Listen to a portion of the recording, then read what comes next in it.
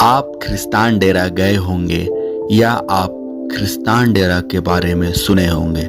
तो आइए आज हम आपको खरिस्तान डेरा के इतिहास के बारे में बताते हैं। हमारे वीडियो को सबसे पहले देखने के लिए आप हमारे YouTube channel I am tribal Jharkhand को सब्सक्राइब करना ना भूलें।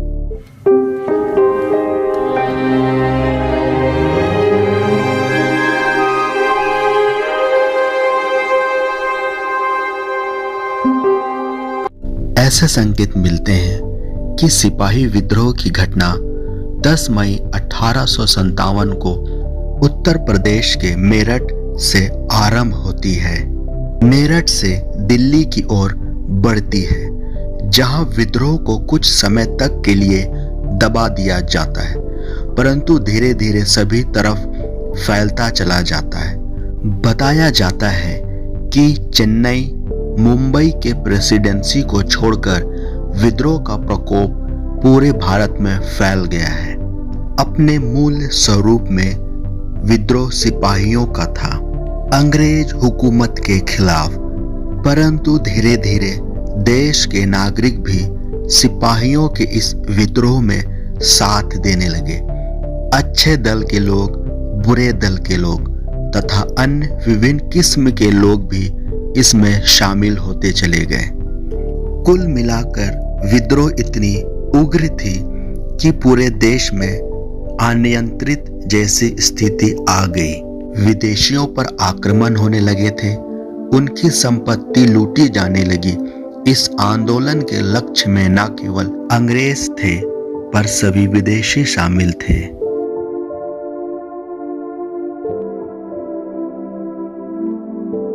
जहां तक छोटा नागपुर की बात है, विद्रोह का पहला असर हजारीबाग क्षेत्र पर पड़ा और वहां से आरंभ होकर दूसरी क्षेत्रों की ओर फैलने लगा।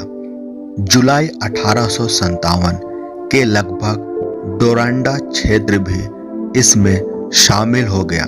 बताया जाता है कि सिपाहियों के इस विद्रोह में बहुसंख्या में स्थानीय आम लोग ने भी हिस्सा लिया। यहाँ तक कहा जाता है कि विद्रोह का नेतृत्व यहाँ के कुछ प्रभावशाली जमींदार लोग कर रहे थे।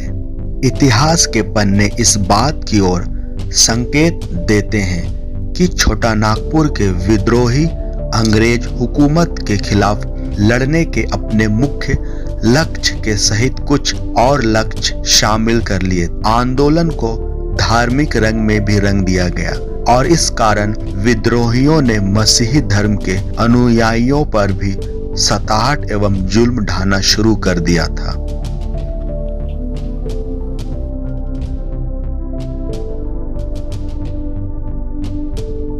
ऐतिहासिक सूत्र बताते हैं कि 1857 के इस घटना तक में रांची और इसके आसपास के कुल 56 गांवों में मसीही मंडली स्थापित हो चुकी थी और इन गांवों में कुल मिलाकर 900 के करीब बपतिस्मा पाए हुए लोग थे, तो करीब 2000 लोग धर्म खोजी थे।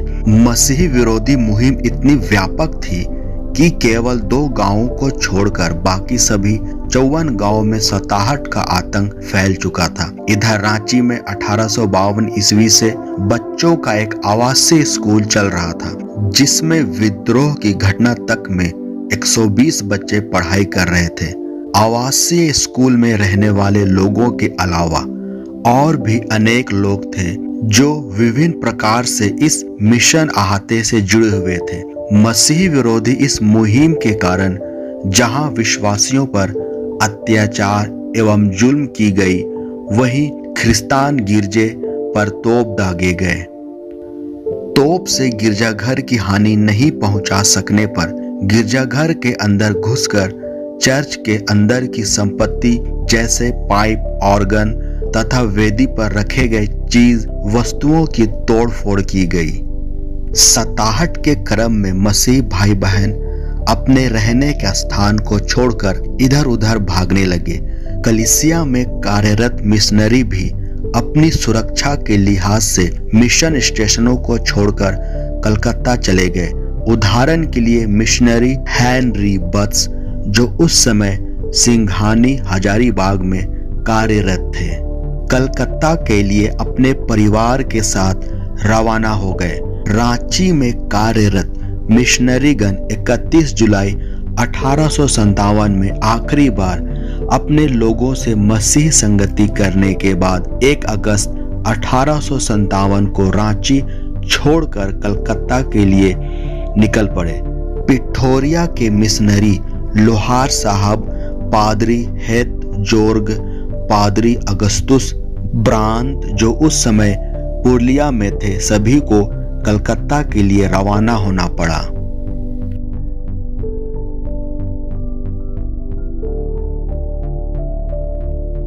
उनकी यात्रा के संबंध में इतिहास के पन्ने दर्द भरी दास्तां बताते हैं, इसलिए कि विद्रोह का माहौल था। उन्हें बैलगाड़ी भी नसीब नहीं हुआ। वे रांची से पुरुलिया के लिए पैदल ही निकल पड़े और घने जंगल और नदियों को पार करते हुए पुरुलिया पहुंचे और अंततः 17 अगस्त 1857 को पुरुलिया से वे बैलगाड़ी के माध्यम से, जो मुश्किल से प्रबंध किया गया था, कलकत्ता पहुंच गए। मसीही विरोधी विद्रोह का सीधा प्रभाव रांची क्षेत्र में रह रहे भाई बहनों पर पड़ा, जो अपनी जान बचाने के लिए इधर उधर भागने लगे। जुलाई का महीना बरसात का समय था। कुछ भाई बहन रांची स्थित आवासीय स्कूल के 120 बच्चों को लेकर रांची के पश्चिम की ओर पहाड़ जंगल में भटकते हुए भागने लगे। भागते भागते करीब 38 से 40 किलोमीटर तक का रास्ता तय करने के बाद उन्हें डुमरगढ़ी के पास कारो नदी का सामना करना पड़ा, जो बरसात के कारण अपनी उफान पर था। यहाँ एक अजीबोगरीब परिस्थिति का उन्हें सामना करना पड़ा। सामने प्रबल उफान के साथ कारो नदी था, तो पीछे उनके बैरी, जो हथियारों से लैस होकर घोड़ों से उनकी पीछा कर रहे थे। आगे भी मौत और पीछे भी मौत। भयभीत या मसीही समूह निरुपाय होकर अपने आप को ईश्वर के हाथ में सौंप देते हैं। हम पाते हैं कि ईश्वर इनके जीवन में अपना दिव्य हस्तक्षेप करते हैं और अद्भुत रीति से इस विकट परिस्थिति में भी इनकी सहायता करते हैं, जिन्हें हम इस प्रकार जान सकते हैं। हमारा विश्वास यह है कि ईश्वर संकट की घड़ी में अपने भक्तों की रक्षा करते हैं, और हुआ भी यही। ईश्वर ने अद्भुत रीति से नदी पार करने का उपाय प्रबंध कर दिया। पारंपरिक मौखिक इतिहास बताते हैं कि पेड़ का एक बड़ा सा धड़ या पूरा पेड़ उफनती नदी के तेज धार में बहता हुआ चला आया, और जहां वे खड़े थे लगभग वहीं पर नदी के दोनों छोर को जोड़ता हुआ अटक कर ठहर गया। इस प्रक्रिया में एवं रूप में खड़े लोगों को लकड़ी का पुल जैसा बना बनाया मिल गया, और लोग उस पर से होकर दूसरी छोर तक पहुंच गए। अब जैसे ही सभी पार हो गए, देखते ही देखते वह धड़ या पेड़ बहते हुए नीचे की ओर चला गया। दुश्मन के आने के पहले ही वह पेड़ का धड़ वहां से गायब हो गया। दुश्मन को निराश लौटना पड़ा। यह घटना हमें इजरायलियों के द्वारा लाल समुद्र को पार किए जाने की घटना याद दिलाती है कि किस तरह मिस्र की गुलामी से छूटकर कनान आने की प्रक्रिया में परमेश्वर ने इजरायली जाति को, जो तब लाल समुद्र एवं फिरौन की सेना के बीच घिरा था, बड़े ही अद्भुत रीति से समुद्र के बीच रास्ता बनाकर पार निकलने में मदद की और फिरौन की सेना के आक्रमण से बचाया।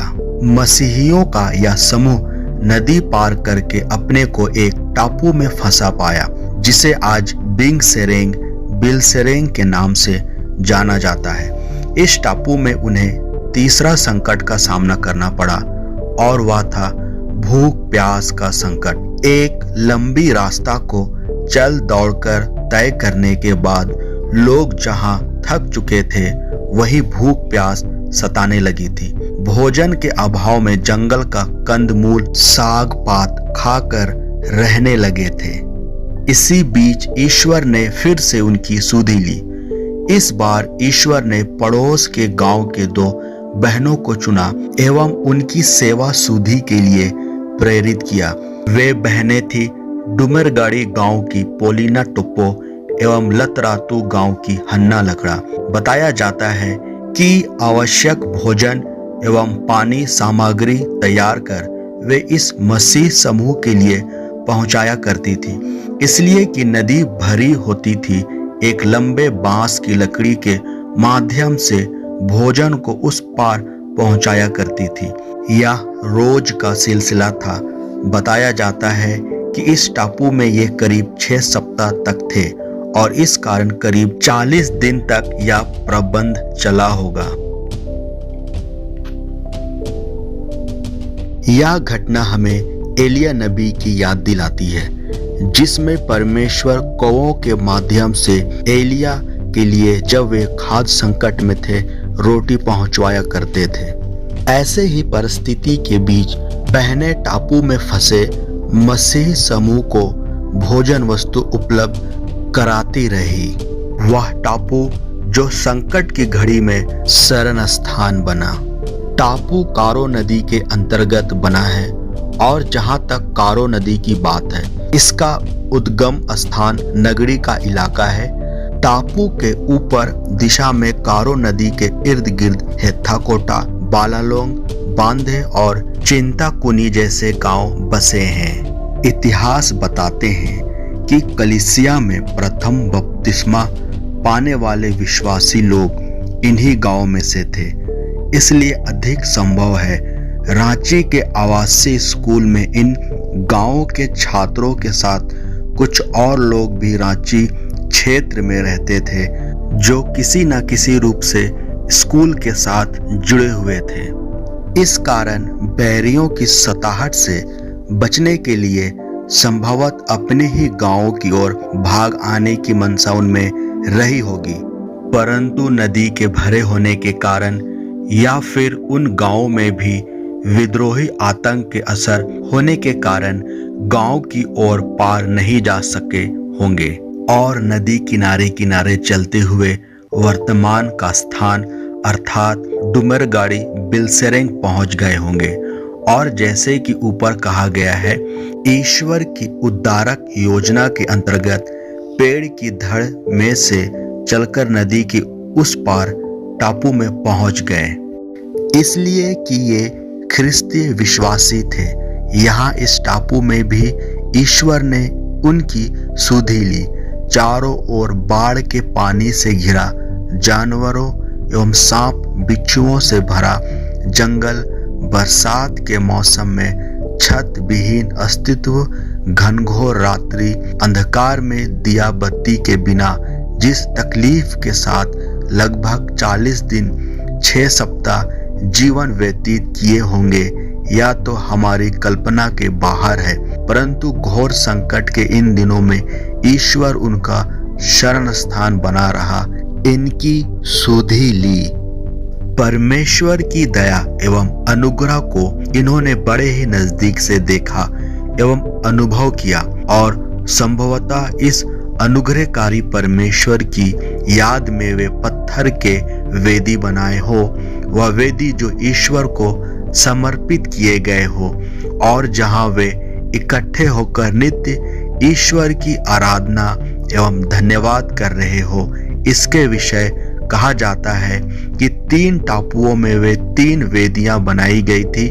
आज भी 2 वेदियां तो है, पर तीसरी वेदी अपना अस्तित्व खो गई, या इसलिए कि तीसरा टापू आज अस्तित्व में ही नहीं है।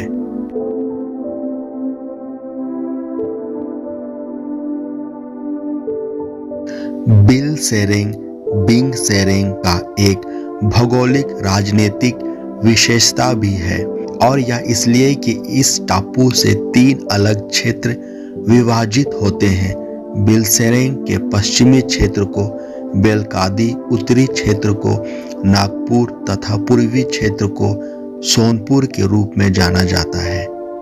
वहीं इस संदर्भ में यह भी कहा जाता है कि इस विभाजन में पीछे कबीलाई विशेषता भी जुड़ी है, जिसमें 3 अलग अलग कबीले के लोग 3 अलग क्षेत्रों में कभी बट गए थे और जिनके वंशज आज भी इनमें निवास करते हैं। बिलसेरेंग टापू का एक राजनीतिक तथा कानूनी महत्व एवं विशेषता भी है। कहा जाता है कि छोटा नागपुर के भू सर्वे रिपोर्ट में जो संभवतः 1932 में हुई हो, इस टापू का नाम खरिस्तान डेरा के रूप में अंकित है, जो इस टापू को एक राजनीतिक पहचान एवं महत्व प्रदान करता है। साथ ही इसी दृष्टिकोण से यह टापू इस बात की स्पष्ट गवाही, सरकारी गवाही देता है कि इस टापू में कभी ख्रिस्तान लोग रहा करते थे और यह सरकारी मान्यता खरिस्तान डेरा की घटना को इस प्रकार से एक ऐतिहासिक घटना के रूप में स्थापित करते हैं। आज की परिस्थिति में यह टापू अपनी एक अलग पहचान बनाता जा रहा है। विगत 6 सालों से पहला समारोह 16-17 फरवरी 2007 को आयोजित किया गया था। डुमरगढ़ी बिलसेरेंग में खरिस्तान डेरा उत्सव महोत्सव मनाया जाता रहा है। इस प्रक्रिया में यह स्थान एक तरह से कहा जाए तो एक पवित्र मसीही तीर्थ स्थान का रूप एवं विशेषता को अपने स्वरूप में समावेश करता जा रहा है। धीरे धीरे इस स्थान में छोटे मोटे निर्माण करके एवं परिवर्तन लाकर एक तीर्थ स्थान के रूप में विकसित किया जा रहा है। इस प्रकार से 156 साल पुरानी घटना के प्रति या एक जीवित साक्षी के रूप में दुनिया के सामने प्रस्तुत है।